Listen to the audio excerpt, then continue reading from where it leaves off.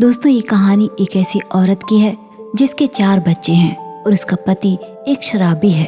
और एक टेस्ट के दौरान उसे पता चलता है कि उसे एक खतरनाक बीमारी है और अब उसके पास सिर्फ 3 महीने का वक्त है। आखिर वो माँ इन 3 महीनों में अपने बच्चों के लिए क्या करेगी और किसके भरोसे छोड़कर जाएगी अपने बच्चों को। ये कहानी बहुत ही इमोशनल है और इस तरह की कहानी आपने कभी पहले नहीं सुनी होगी। कहानी की शुरुआत में हम तुलसी नाम की औरत को देखते हैं। वो अपने 4 बच्चों और पति के साथ खुशी खुशी इस घर में रह रही है और वो एक संगीत टीचर है।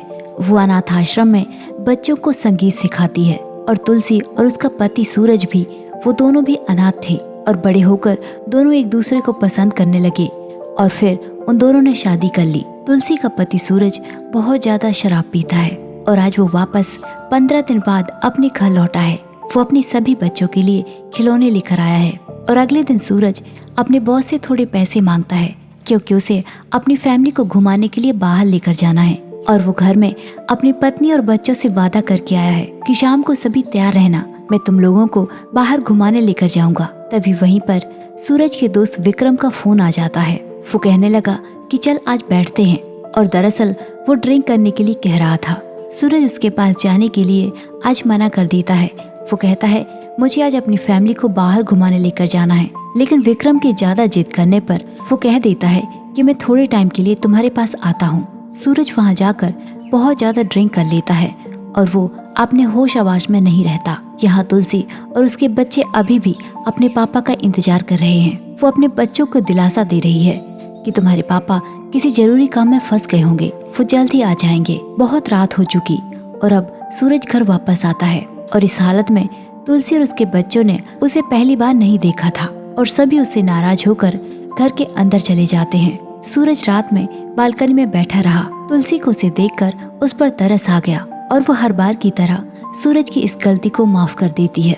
वो उसे समझाती है कि आप समझती क्यों नहीं, रोज रोज का यूं पीना आपको कोई बड़ी बीमारी लग सकती है। आपके बिना मेरा और मेरे बच्चों का इस दुनिया में कोई भी नहीं है। और फिर अगले दिन तुलसी को आश्रम के स्वामी जी ने कहा, आश्रमों के नियमों के अनुसार 5 साल से ज्यादा यहाँ के मकानों में कोई नहीं रह सकता और अब तुम्हें 5 साल हो चुके हैं, इसलिए तुम्हें वो मकान खाली करना होगा। और सरकार की तरफ से कई नोटिस भी आ चुके हैं कि जिस मकान में तुम रहती हो उसे वापस ले लिया जाए।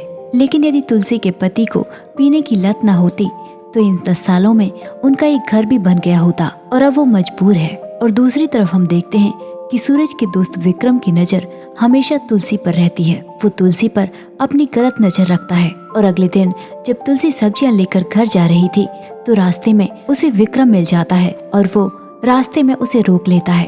विक्रम उससे गलत बातें करने लगा। इस पर तुलसी ने उसे धमकी दी कि आइंदा उसने उसका रास्ता रोकने की कोशिश की तो वो अपने पति को बता देगी। और दूसरी तरफ गाड़ी चलाते हुए सूरज की तबीयत खराब हो जाती है। घर जाकर तुलसी उसे डॉक्टर के पास लेकर जाती है। डॉक्टर ने उससे कहा कि यदि जीना चाहते हो तो शराब छोड़ दो। और फिर वो डॉक्टर एक गांव के डॉक्टर का नाम बताता है जो जड़ी बूटियों से बनी दवाई देता है जिससे उसकी शराब खुद ब खुद छूट जाएगी। दरअसल सूरज शराब छोड़ना तो चाहता है लेकिन उसे छूटती नहीं, इसलिए अगले ही दिन तुलसी अपने पति सूरज को शाम गाँव भेज देती है डॉक्टर से दवाई लेने के लिए। लेकिन उसे पीने की लत इतनी ज्यादा लग चुकी थी कि जैसे ही वो रास्ते में शराब का ठेका देखता है वो उसी वक्त बस रुकवा कर वहाँ पर उतर जाता है। और यहाँ विक्रम तुलसी के बच्चों को रास्ते में रोक लेता है। वो उनसे उनके पिता के बारे में पूछता है और वो मासूम बच्चे उसे बता देते हैं कि मेरे पापा कल वापस आएंगे, वो काम से कहीं बाहर गए हैं। लेकिन पता नहीं क्यों तुलसी की बड़ी बेटी को विक्रम पर शक हो गया था। वो एक बहादुर लड़की है। जैसे ही विक्रम को पता चलता है कि सूरज घर पर नहीं है वो तुरंत ही अपना ट्रक मोड़ लेता है और तुलसी के घर में चला जाता है। तुलसी घर पर अकेली थी। वो उसके साथ जबरदस्ती करने की कोशिश करता है। तभी वहाँ पर उसके बच्चे आ जाते हैं क्योंकि उन्हें विक्रम पर शक हो गया था। वो बच्चे विक्रम को कभी पत्थर मारते हैं तो कभी डंडा और उसे वहाँ से भगा देते हैं। अगले दिन रात को सूरज अपने घर वापस लौटा, वो भी नशे की हालत में। तुलसी को ये सब देखकर बहुत ज्यादा दुख हुआ क्योंकि जिस काम के लिए तुलसी ने उसे भेजा था उसने वो काम भी नहीं किया और इस तरह धुत होकर वो घर लौटा। तुलसी उस पर चिल्लाने लगी और चिल्लाते हुए वो रो पड़ी। सूरज को उस पर शक हो गया कि शायद आज कुछ हुआ है। उसने उसका कारण पूछा। तुलसी ने बताया कि तुम्हारे दोस्त विक्रम ने घर पर आकर उसने मेरे साथ गलत करने की कोशिश की। एन वक्त पर बच्चे आ गए और उन्होंने मुझे बचा लिया। तुमसे तो मैं ये उम्मीद भी नहीं कर सकती थी। गुस्से से भरा हुआ सूरज तुरंत ही विक्रम के घर जाता है और वो सारे मोहल्ले वालों के सामने उसे बहुत ज्यादा मारता पीटता है और सबके सामने उसकी बेइज्जती करता है। सभी लोग विक्रम पर थूकने लगे कि कितना गंदा इंसान है कि जो अपने दोस्त की पत्नी पर ही अपनी गंदी नजर रखता है। लेकिन अगले दिन ही तुलसी को विक्रम ने रास्ते पर रोक लिया और उसने उसे धमकी दी कि सूरज ने तो उसके शरीर को ही चोट पहुंचाई है, पर मैं उसकी जिंदगी बर्बाद कर दूंगा। और उसकी ये बात सुनकर तुलसी बहुत ज्यादा डर गई थी। और आज फाइनली सूरज अपने परिवार को घुमाने के लिए बाहर लेकर जाता है। पूरा परिवार साथ में बहुत अच्छा टाइम स्पेंड करते हैं। कई मुसीबतें आने के बावजूद भी वो छोटी छोटी खुशियाँ ढूंढ ही लेते, लेकिन उनकी इन खुशियों को किसी की नजर लगने वाली थी। और अब सूरज के काम पर जाने का वक्त आ गया। वो अपने गाड़ी के काम के लिए कई कई दिन घर से बाहर रहता है और अब बच्चों की कई सारी डिमांड्स हैं कि मेरे लिए ये लेकर आना, मेरे लिए वो लेकर आना। और फिर सूरज अपने काम के लिए कुछ दिन के लिए घर से बाहर चला जाता है। और इसी मौके की विक्रम को तलाश थी। जब तुलसी का बेटा रोड पर साइकिल चला रहा था तो पीछे से विक्रम आकर अपनी गाड़ी से उसे टक्कर मार देता है। और अब उसके बेटे की नाजुक हालत थी, उसे खून की जरूरत थी। और फिर तुलसी अपने बेटे को अपना खून देती है, लेकिन तभी अचानक खून देते हुए डॉक्टर ने नर्स को मना कर दिया कि बच्चे को उसकी माँ का खून न दिया जाए। दरअसल उन्हें तुलसी के खून में कुछ डाउट हुआ था। कुछ देर के बाद उसके बच्चे की खबर लेने स्वामी जी वहाँ पर आ जाते हैं। डॉक्टर ने स्वामी जी को बुलाया। स्वामी जी ने कहा, जो भी बात है आप मुझे बता सकते हैं, मैं उनका अपना हूँ। अब सूरज तो यहाँ था नहीं, इसलिए डॉक्टर को स्वामी जी को सारी सच्चाई बतानी पड़ी। डॉक्टर ने बताया कि जब हम तुलसी का खून उसके बच्चे को दे रहे थे तो हमें अचानक उस पर डाउट हुआ और हमने उसका ब्लड टेस्ट किया। ब्लड टेस्ट के दौरान हमें पता चला कि उसे एक खतरनाक बीमारी है और वो है ब्लड कैंसर। और इतना ही नहीं, उसके पास सिर्फ 3 महीने हैं। स्वामी जी को यूं चिंता में देखकर तुलसी परेशान हो गई और उसने उनसे पूछ ही लिया। स्वामी जी ने ना चाहते हुए भी अपने दिल पर पत्थर रखकर तुलसी को सारी सच्चाई बता दी। और ये सुनकर तुलसी के पैरों तले जमीन न रही। उसके मन में कई सारे सवाल दौड़ने लगे कि आखिर वो अपने बच्चों को किसके भरोसे छोड़कर जाएगी। वो पहले से ही अनाथ थी और जब पति मिला तो वो भी शराबी। वो अपने बच्चों को खुद ही संभालती थी और अब वो भला अपने बच्चों को किसके भरोसे छोड़कर जाएगी। और 2 दिन बाद सूरज भी वहाँ पर आ जाता है। उसने कहा कि तुमने एक्सीडेंट के बारे में मुझे बताया क्यों नहीं। तुलसी अब भी खामोश थी। उसने अपने बारे में सूरज को कुछ भी नहीं बताया। और फिर शाम को सूरज घर से बाहर अपने दोस्तों के साथ चला गया। उसका बेटा सही सलामत है, वो इसकी खुशी मना रहा था। और नशे में धुत होकर वो एक बार फिर से अपने घर में आया और अब उसके दोस्त भी उसके साथ थे जो सारे नशे में थे। वो तुलसी से कहने लगा कि सबके लिए खाना बनाओ। तुलसी ने उस पर गुस्सा करते हुए कहा कि शराब का नाटक घर पर नहीं चलेगा, अपना खाने पीने का इंतजाम बाहर ही कर लो। और वो घर के अंदर चली गई। कुछ देर के बाद सूरज तुलसी के पास गया और उसने उसके दोस्तों के लिए खाना नहीं बनाया था, इसलिए सूरज ने तुलसी को थप्पड़ मार दिया। जबकि तुलसी कितने बड़े दर्द से गुजर रही थी, उसने अपने अंदर कितना बड़ा दर्द छुपा कर रखा हुआ था। और कुछ देर के बाद सूरज खुद ही उसे मनाने चला आया और तब तुलसी ने यही सही मौका समझा कि वो सूरज को सब कुछ बता दे ताकि वो ज्यादा देर होने से पहले संभल जाए और वो अपने नशे की आदत छोड़ दे।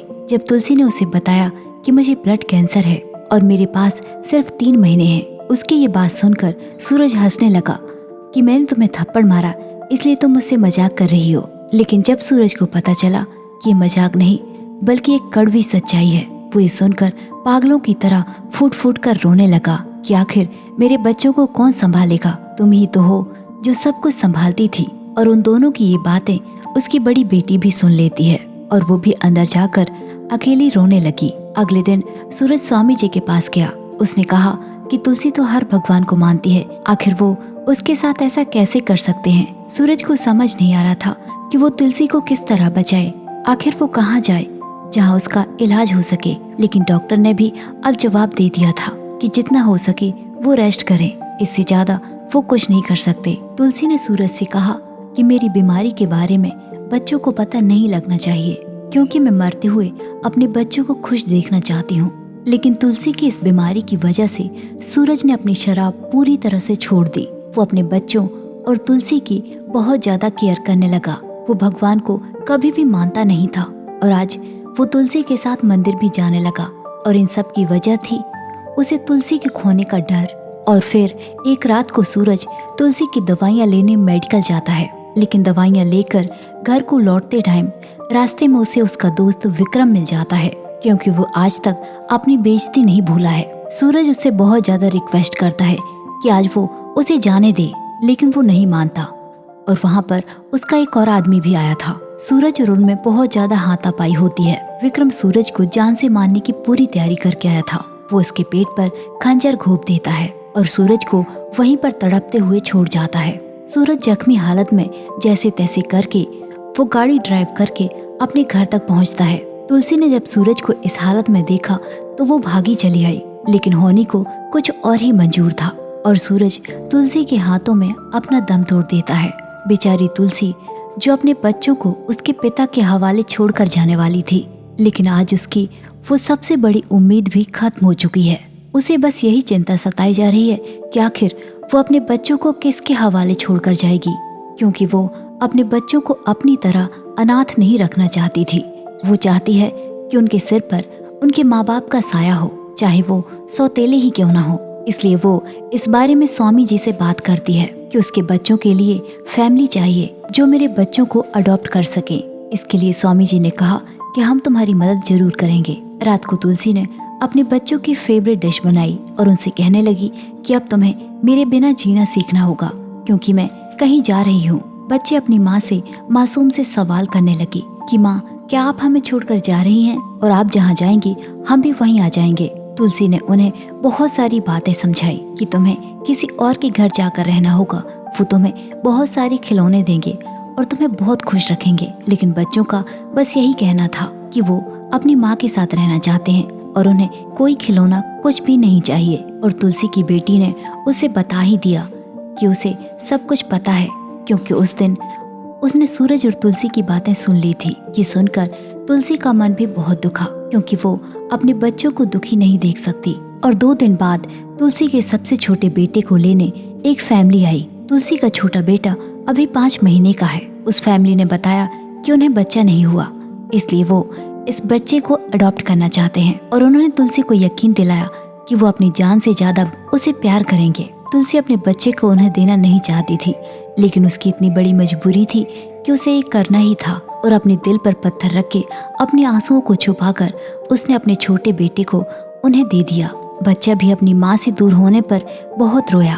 और कुछ दिन के बाद उसके दोनों बेटों को लेने एक और फैमिली आई, लेकिन जब उन्होंने देखा कि उसका एक बेटा पैर से अपाहिज है, इसलिए उन लोगों ने सिर्फ एक बेटे को ही ले जाने की बात की। उसका एक बेटा दुखी हो गया। वो कहने लगा कि आज मैं अपने भाई की तरह होता तो मुझे भी कोई फैमिली ले जाती। मेरा पैर नहीं है, इसलिए मुझे कोई फैमिली लेकर नहीं जाती। और अपने दूसरे बेटे को भी तुलसी इसी तरह भेज देती है। रात को दोनों भाई बहन बात करने लगे। वो कहने लगा कि कल तो तुम्हें भी फैमिली लेने आने वाली है, तुम भी चली जाओगी और मैं यहाँ अकेला रह जाऊंगा। उसकी बहन कहने लगी कि मैं कहीं नहीं जाऊंगी, मैं यहीं माँ और तुम्हारे पास ही रहूंगी। लेकिन तुलसी ने अपनी बेटी को बहुत समझाया कि तुम्हें यहाँ से जाना ही होगा, तुम्हारी माँ की यही आखिरी इच्छा है।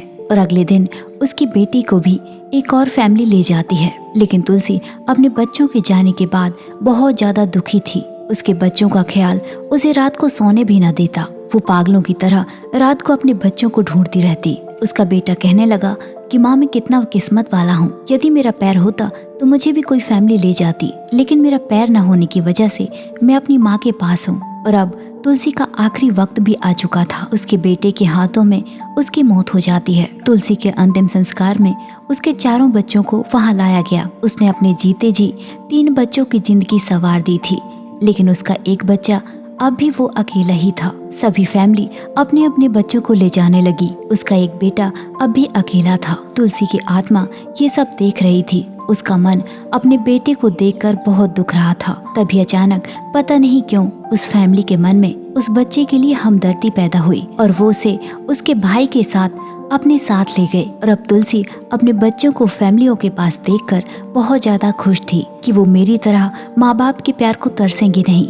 बल्कि उन सबको उनकी फैमिली मिल चुकी है। और इसी के साथ ये कहानी यहीं पर खत्म हो जाती है। तो दोस्तों, ये थी हमारी आज की कहानी। हमारी कहानी आपको कैसी लगी कमेंट करके जरूर बताइए और ऐसी ही कहानियों के लिए हमारे चैनल को सब्सक्राइब कीजिए। Thanks for watching.